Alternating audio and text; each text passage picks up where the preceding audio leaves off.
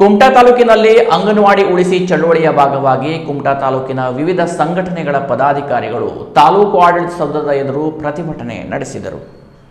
ಸಾಮಾಜಿಕ ಹೋರಾಟಗಾರ ಧೀರು ಶಾನ್ಭಾಗ್ ಅವರ ನೇತೃತ್ವದಲ್ಲಿ ನಿಕಟಪೂರ್ವ ಚುನಾಯಿತ ಗ್ರಾಮ ಪಂಚಾಯತ್ ಪ್ರತಿನಿಧಿಗಳ ಒಕ್ಕೂಟ, ತಾಲೂಕು ಸರ್ಕಾರಿ ಅಂಗನವಾಡಿ ಕಾರ್ಯಕರ್ತರ ಒಕ್ಕೂಟ ಮತ್ತು ಕೊರವೆ ಸ್ವಾಭಿಮಾನಿ ಬಣದ ಪದಾಧಿಕಾರಿಗಳು ಸದಸ್ಯರು ತಾಲೂಕು ಆಡಳಿತ ಸೌಧದ ಎದುರು ಪ್ರತಿಭಟನೆ ನಡೆಸಿ ಅಂಗನವಾಡಿಗಳನ್ನು ಬಂದ್ ಮಾಡುತ್ತಿರುವ ಸರ್ಕಾರದ ಕ್ರಮವನ್ನು ಖಂಡಿಸಿದರು.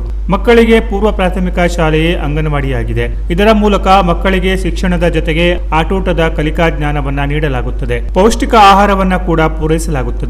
ಅಲ್ಲದೆ ಗರ್ಭಿಣಿಯರಿಗೂ ಸರ್ಕಾರ ಸೌಲಭ್ಯದ ಭಾಗವಾಗಿ ಪೌಷ್ಟಿಕ ಆಹಾರವನ್ನ ಪೂರೈಸಲಾಗುತ್ತದೆ. ಇತ್ತೀಚಿನ ವರ್ಷಗಳಲ್ಲಿ ಇಂಗ್ಲಿಷ್ ವ್ಯಾಮೋಹ ಹೆಚ್ಚಾದ ಪರಿಣಾಮ ಸರ್ಕಾರಿ ಶಾಲೆಗಳನ್ನು ಎಲ್ಕೆಜಿ, ಯುಕೆಜಿ ತೆರೆಯುತ್ತಿರುವುದರಿಂದ ಆ ಭಾಗದಲ್ಲಿ ಅಂಗನವಾಡಿಗಳಿಗೆ ಮಕ್ಕಳಿಲ್ಲದೆ ಮುಚ್ಚುವ ಸ್ಥಿತಿ ಎದುರಾಗಿದೆ. ಸರ್ಕಾರ ಈ ನೀತಿ ಎಷ್ಟರ ಮಟ್ಟಿಗೆ ಸರಿ, ಈ ಬಗ್ಗೆ ಸರ್ಕಾರಕ್ಕೆ ಮನವರಿಕೆ ಮಾಡಿಕೊಡುವಲ್ಲಿ ಸರ್ಕಾರಿ ಅಧಿಕಾರಿಗಳು ವಿಫಲರಾಗಿದ್ದಾರೆ ಎಂದು ಆಕ್ರೋಶ ವ್ಯಕ್ತಪಡಿಸಿದರು.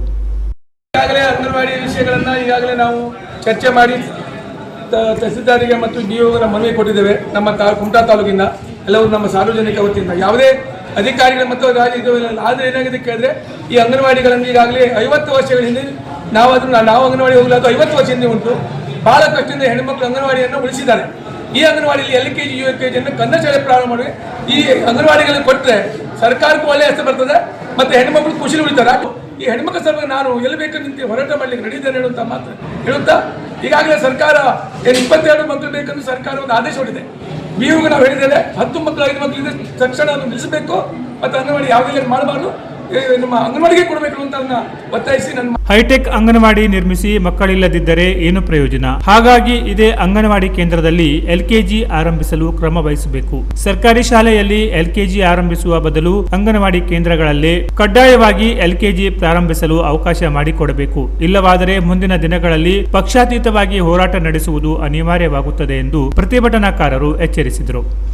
ಹೋರಾಟ ಇದೆ, ಬಹಳ ಅರ್ಥಪೂರ್ಣವಾಗಿದೆ. ಯಾಕೆ ಅಂತಂದರೆ ಅಂಗನವಾಡಿ ಮೊದಲ ಹಂತದ್ದು, ಮಕ್ಕಳಿಗೆ ಶಿಕ್ಷಣವನ್ನು ಕೊಡ್ತಕ್ಕಂಥ ಮೊದಲ ಹಂತವೇ ಅಂಗನವಾಡಿ. ಅಲ್ಲಿ ಸರಿ ಇದ್ದಾಗ ಮಾತ್ರ ಆ ಒಂದು ಭವಿಷ್ಯ ಮುಂದೆ ಉಜ್ವಲವಾಗಲಿಕ್ಕೆ ಸಾಧ್ಯ. ಹಾಗಾಗಿ ಇವರ ಹೋರಾಟ ಬಹಳ ಅರ್ಥಪೂರ್ಣವಾಗಿದೆ. ಈ ಹೋರಾಟದ ಜೊತೆ ನಮ್ಮ ಸಂಘಟನೆ ಕೂಡ ಇಡೀ ರಾಜ್ಯಾದ್ಯಂತ ನಾವು ಜೊತೆ ನಿಲ್ತೇವೆ ಅಂತಕ್ಕಂಥ ಮಾತನ್ನು ಈ ಸಂದರ್ಭದಲ್ಲಿ ಹೇಳಲಿಕ್ಕೆ ಇಚ್ಛೆ ಪಡ್ತಾರೆ. ಮತ್ತು ಅಂಗನವಾಡಿ ಉಳಿಬೇಕು. ಹಾಗೆ ಹಲವಾರು ಕುಟುಂಬಗಳು ಇವತ್ತು ಅಂಗನವಾಡಿ ನಂಬಿಕೊಂಡು ಬದುಕ್ತಾ ಇದ್ದಾರೆ. ಟೀಚರ್ಸ್ ಇರ್ಬೋದು, ಅಲ್ಲಿ ಕೆಲಸ ಮಾಡ್ತಾ ಇರ್ತಕ್ಕಂಥ ಉದ್ಯೋಗಿಗಳಿರ್ಬೋದು.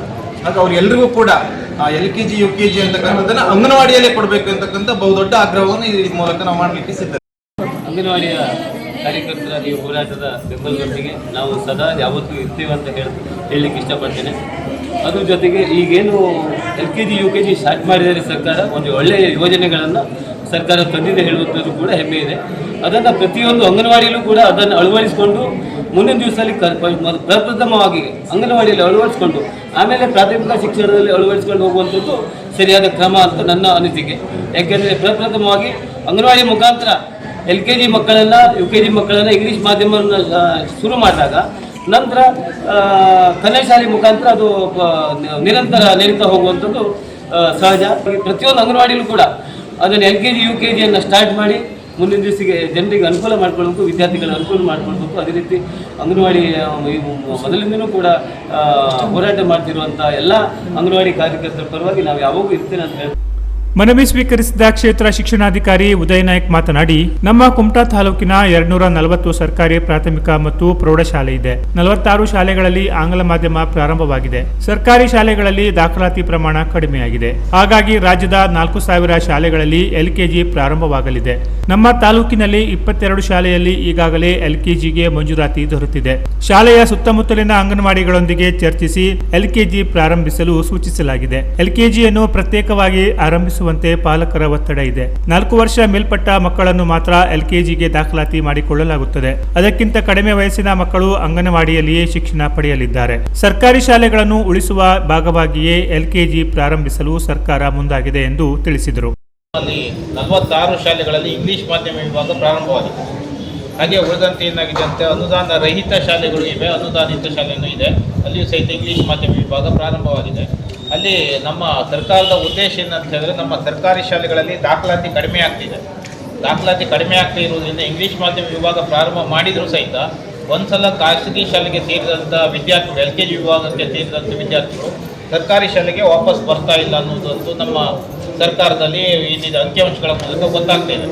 ಆ ಪ್ರಕಾರವಾಗಿ ನಮ್ಮ ಇಡೀ ಕರ್ನಾಟಕ ರಾಜ್ಯದಲ್ಲಿ 4,000 LKG ತರಗತಿಗಳನ್ನು ಪ್ರಾರಂಭ ಮಾಡಲಿಕ್ಕೆ ಅವಕಾಶವನ್ನು ಕಲ್ಪಿಸಿದ್ದಾರೆ. ಅದಕ್ಕಾಗಿ ನಮ್ಮ ಅಂಗನವಾಡಿಯ ಸಂಘಟನೆಯವರೊಂದಿಗೂ ಸಹಿತ ಸರ್ಕಾರದ ಹಂತದಲ್ಲಿ ಚರ್ಚೆ ಆಗಿದೆ.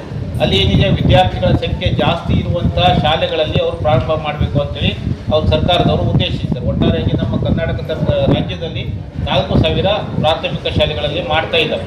ಆ ಪ್ರಕಾರವಾಗಿ ನಮ್ಮಲ್ಲಿ ಏನಿದೆ ಅಂತಂದರೆ 22 ಶಾಲೆಗಳಲ್ಲಿ ಈಗಾಗಲೇ ಮಂಜೂರಾತಿ ದೊರೆತಿದೆ. ಅದರ ಒಟ್ಟಿಗೆ ನಮ್ಮ ಪಾಲಕರು ಸಹಿತ ಏನಾಗಿದೆ ತಮ್ಮ ಶಾಲೆಗಳಲ್ಲಿ LKG ವಿಭಾಗವನ್ನು ಪ್ರಾರಂಭ ಮಾಡ್ತೀವಿ ಅಂತೇಳಿ ಅವರು ಸಹಿತ ಮನವಿಯನ್ನು ಸಲ್ಲಿಸ್ತಾ ಇದ್ದಾರೆ.